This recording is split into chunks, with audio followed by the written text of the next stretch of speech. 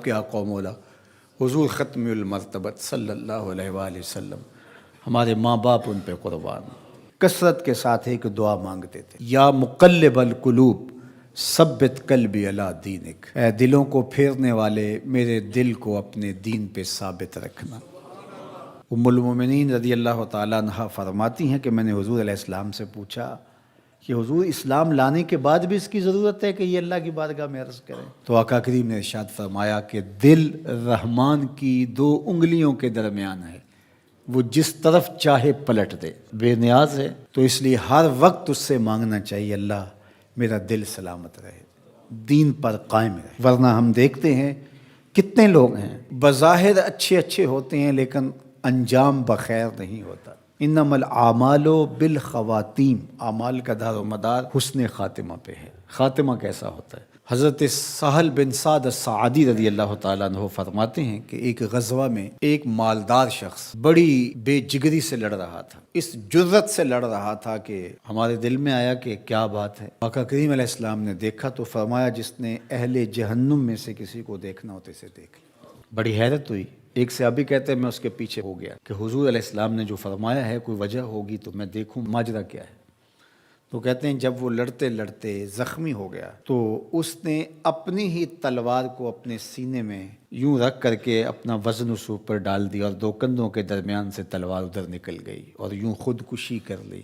تو کہا کہ بندہ ساری زندگی نیکیاں کرتا ہے، لکھا ہوا غالب آ جاتا ہے اور پھر آخر اچھا نہیں اس کا رہتا۔ اور کتنے ایسے لوگ ہیں کہ جن کا ماضی بہت بھیانک اور برا تھا لیکن آخر ٹھیک ہو جاتا ہے۔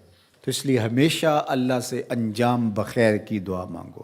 یا مقلب القلوب ثبت قلبی علی دینک، اے دلوں کو پھیرنے والے ہمارے دلوں کو دین پہ ثابت رکھنا، کہیں ایسا نہ ہو کہ ہمارا انجام ٹھیک نہ ہو، انجام ہمارا ٹھیک ہونا چاہیے۔ حضرت ابی ملیکہ رضی اللہ تعالیٰ عنہ فرماتے ہیں میں 30 اصحاب رسول سے ملاقات کی ہے، میں نے سب کو فکر مند پایا ہے انجام ٹھیک ہو جائے۔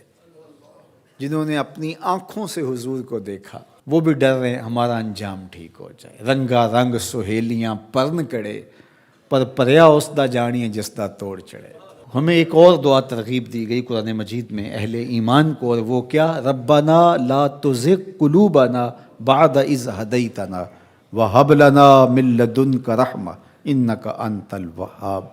اے اللہ ہمارے دلوں کو سیدھا کر دینے کے بعد دوبارہ ٹیڑھا نہ کرنا۔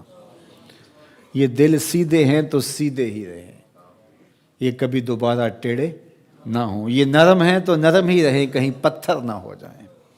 ایمان کے نور سے جگمگا رہے ہیں اللہ، یہ جگمگاتے ہی رہیں، کہیں دوبارہ ان میں ظلمتیں نہ آ جائیں۔